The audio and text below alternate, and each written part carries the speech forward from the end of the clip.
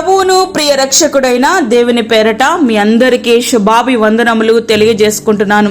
Jesus ను creation ministries ద్వారా ఈ యొక్క అనుదిన ఆహారమును మీతో పంచుకోవడానికి ప్రభువిస్తున్న కృపను బట్టి దేవునికి ఎనలేని కృతజ్ఞతలు.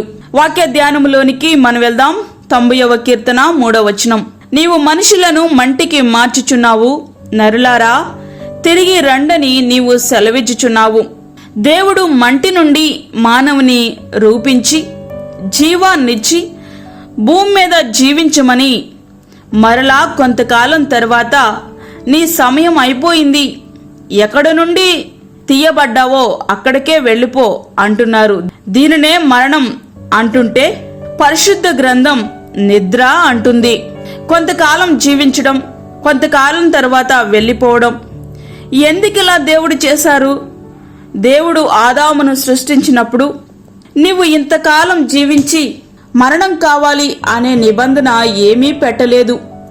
దేవుడు ఎంత పరిశుద్ధుడో మానవుని కూడా అంత పరిశుద్ధంగానే సృష్టించాడు. కానీ హవ్వ ఆదాము చేసిన పాపం మరణమును తెచ్చిపెట్టింది.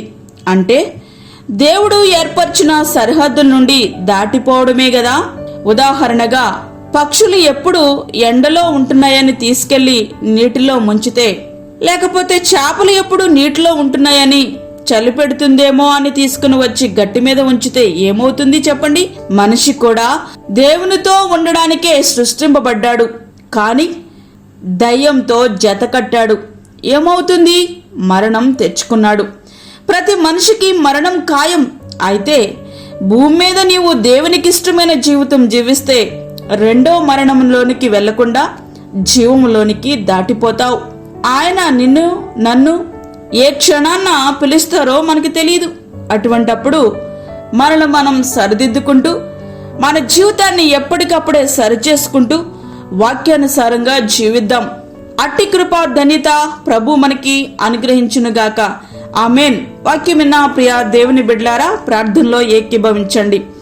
పరిశుద్ధమైన తండ్రి, ప్రేమగలేసు ప్రభా, శ్రేష్టమైన మరి యొక్క దినాన్ని మా జీవితంలో మీరు అనుగ్రహించారు. నీకు వందనాలు. ఈ దినమంతటి కొరకు మీరు మమ్మల్ని సిద్ధపరచండి ప్రభా. ప్రతి విధమైన శోధన, కీడు, ప్రమాదాల నుంచి మమ్మల్ని తప్పించండి. అదేవిధంగా వాక్యమును విని ప్రార్థనలో ఏకీభవిస్తున్న ప్రతి బిడ్డను మీరు దర్శించండి. రక్షణ లేని వారికి రక్షణ దయచేయండి. ఈ భయంకరమైన దినాలలో ప్రభా ప్రతి బిడ్డకు నీ క్షేమాన్ని ప్రసాదించండి.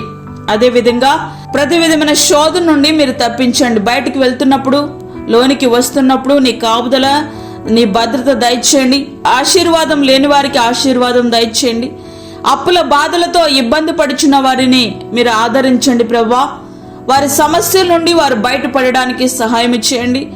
అదేవిధంగా గర్భఫలము లేని బిడ్డలకు గర్భఫలము దయచేయండి. నీ యొక్క కృపాక్షేమాలు ప్రతి బిడ్డకు మీరు అనుగ్రహించండి. దూరదేశంలో ఉండి ప్రార్థనలు ఏకీభవిస్తున్న ప్రతి బిడ్డను మీరు జ్ఞాపకము చేసుకోనండి. ఇది అంతటి కొరకు మీరు మమ్మల్ని సిద్ధపరిచి బలపరచమని, మీరు మమ్మల్ని ఎప్పుడు పిలిచినా సిద్ధంగా ఉండే కృప మా అందరికీ దయచేయమని యేసు పరిశుద్ధ నామమున అడిగి వేడుకుంటున్నాము తండ్రి. ఆమేన్. ఈ యొక్క వర్తమానములు ప్రతి దినం పంపించబడతా ఉన్నాయి.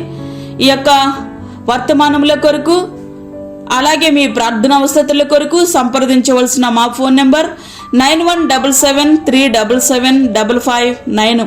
దేవుడు మిమ్మును మీ కుటుంబమును దీవించునుగాక. ఆమేన్. దేవుని సేవలో మీ సహోదరి అన్నామణి సాల్మన్.